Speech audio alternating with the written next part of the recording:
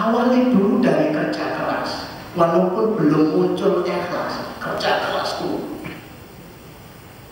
Bersolat 5 waktunya, dijaga betul. Qiyamul lailnya dijaga betul, sholat imamnya dijaga betul. Aku kepeksa terus. Sedekah waktunya dijaga terus. Saya terpaksa ini mengeluarkan ini, ya biarin. Baru nanti kerja ikhlas itu muncul. Apa yang disebut kerja ikhlas? Orang yang mengeluarkan energi lebih dari 100 untuk mendapatkan nilai 100. Ada kisah ceritakan oleh seorang ikhwan. 3 karyawan kerja di sebuah toko. 3-tiganya digaji sama. Kemudian ada 1 karyawan yang ketika jam kerjanya sudah selesai, itu tidak langsung pulang begitu saja, walaupun standar pekerjanya itu jam 5 selesai pulang. Kok dilihat lantainya kotor, dia ambil sapu. Kok barang-barang ini terlihat kurang lebih dirapikan. Bahkan dia memilih untuk menutup toko. Dan sebelum pulang dari toko, dia akan pamitan dengan majikan depan. Saya pulang dulu. Besok kita ketemu lagi, mudah-mudahan panjenengan sehat, saya bisa mencari rezeki lagi. Apakah dengan perlakuan dia nyapu, nutup, merapikan, mengucapkan itu akan ada kenaikan gaji? Tidak ada.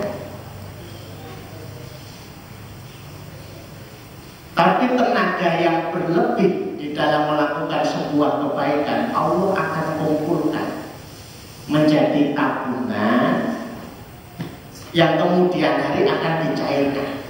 Terus itu dilakukan. 3 tahun kemudian baru cair. Karyawan inilah yang akhirnya memiliki toko tadi. Kenapa? Karena didekatkan dengan anaknya yang punya toko. Terus 2 karyawan akan bilang, belum penak kamu itu ya. Kok penak kamu? Dia itu sudah nanggung selama 3 tahun. Orang tidak akan pernah berpikir mengumpulkan itu. Begitulah cara bekerja ikhlas. Yang diminta memang sholat 5 waktu, tapi dia nambah dengan yang sunnah. Tidak cukup dengan itu dia tambah dengan qiyamul lail. Tidak cukup dengan itu dia tambah dengan duha. Tidak cukup dengan itu tambah. Sampai Allah mencintainya. Kalau Allah sudah mencintainya, Allah akan menjadi mata ketika melihat, menjadi pendengaran ketika ia mendengar, menjadi tangan ketika mengambil, menjadi kaki ketika melangkah. Kapanpun minta dikasih, kapanpun minta perlindungan dilindungi, dia menjadi wali-walinya Allah. Karena dia melakukan lebih dari sekadar yang diminta dari yang wajib-wajib. Begitulah bekerja sebuah pekerjaan yang ikhlas. Dia ingin menghamba kepada Allah lebih dari sekedar kebanyakan hambanya Allah. Karena baginya kehidupan saja itu untuk dibalas. Rasa terima kasihnya kepada Allah itu belum impas dengan ibadah. Rasa terima kasih dan syukurnya. Seorang yang pernah menjadi sopir kiai selama 18 tahun, tidak sebentar ya, tidak pernah digaji. Kadang diberi, kadang tidak. Karena memang tidak ada kesepakatan tiap bulan akan digaji. Hanya saja makannya ditanggung oleh kiainya, anak-anaknya disekolahkan oleh kiainya, dan ada yang tinggal bersama di dalam rumah ini. Dia lakukan itu. Kalau kita pakai logika dan matematika, lah kok gelap-gelapan orang dibayar. Dan dia melakukan itu dengan sepenuh hati. Baru 18 tahun kemudian, tabungan kebaikan dia itu baru Allah cairkan. Seorang pengusaha datang di situ. Pengusaha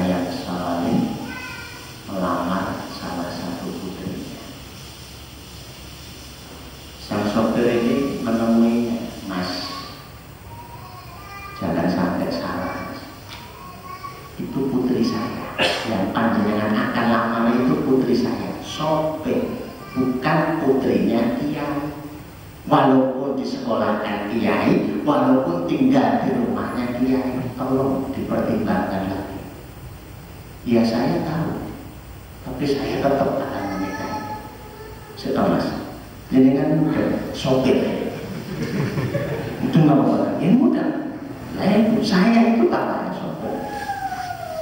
Jadi secara status, secara kekayaan, secara turunan,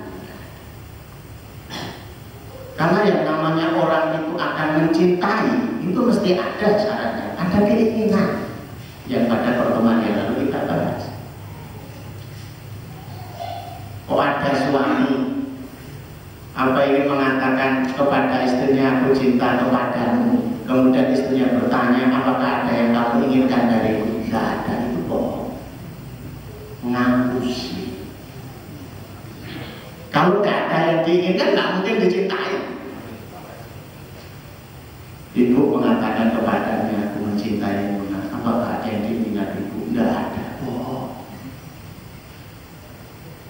Ibu punya keinginan anaknya akan menjadi aset pahala, anaknya akan menjadi syafaat besok kelak di akhirat, anaknya akan menjadi yang berbakti kepada orang tua.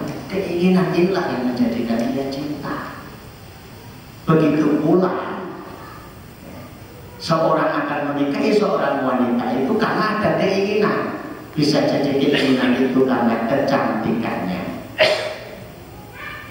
Kalau tidak kecantikannya, bisa jadi karena hartanya.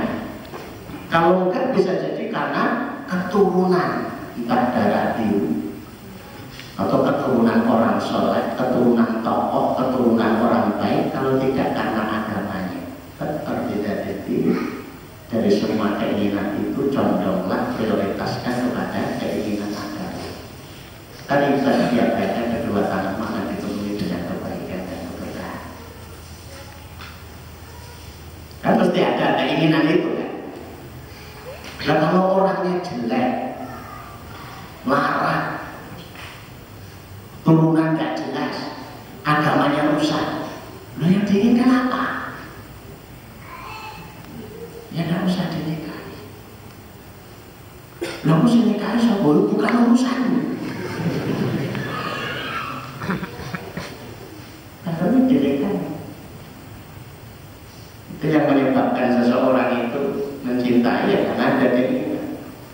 Kalau yang menyebabkan seseorang itu benci, itu paling banyak soalnya ada di hati.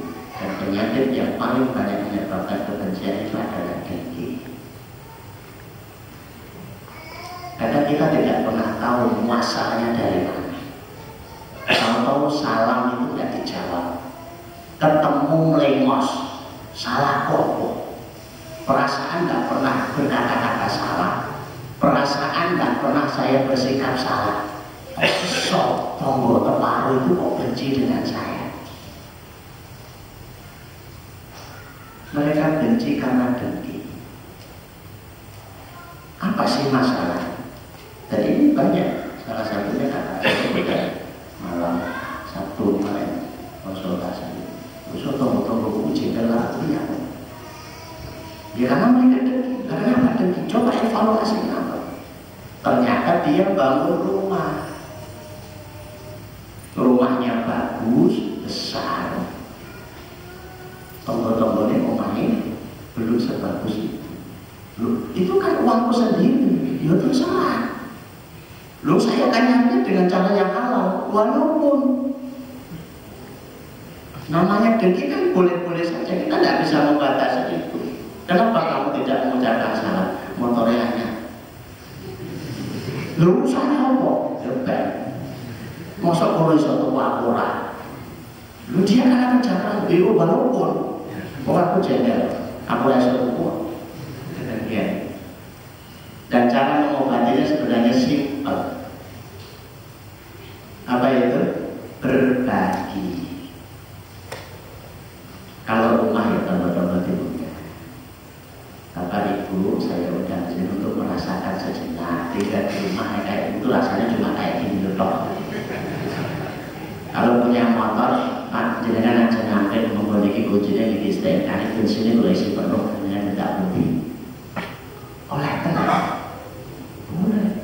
Nanti tidak aja biasa, nanti tidak usah ada PGR, nanti tidak kira jenengan ganti. Nah, pada mobil, kenapa tetangga-tetangga benci? Karena kita tidak pernah berbagi kepada mereka.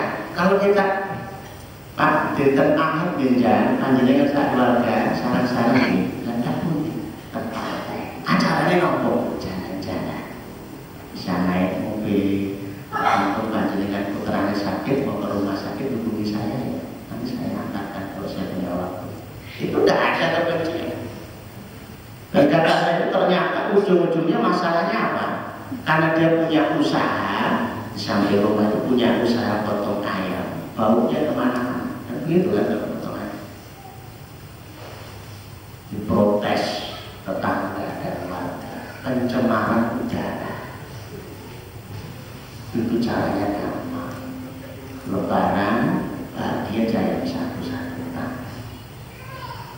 Kalau sudah dibagi, tanya, nopo kesel bau? Kenapa nggak bau? Ya kan pinter. Enggak ada orang kesel sedang dibagi lagi. Masih mau? Enggak, biasa memang potongannya ya memang bau itu wajar. Selesai. Itu penyakit dengki. Maka kalau lihat orang menikah, berbagilah doa.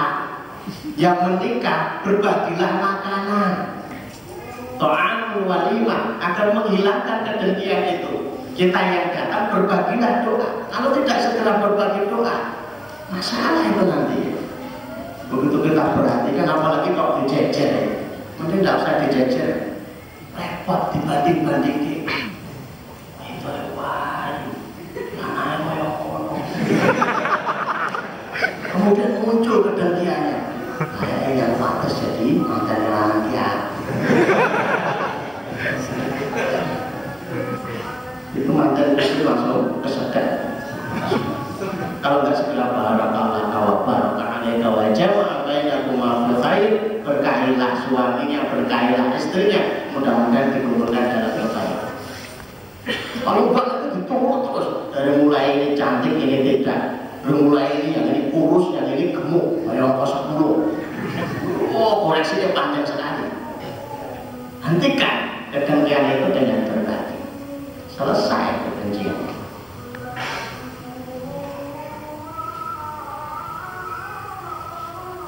Saya kembali kepada kisah kerja ikhlas tadi.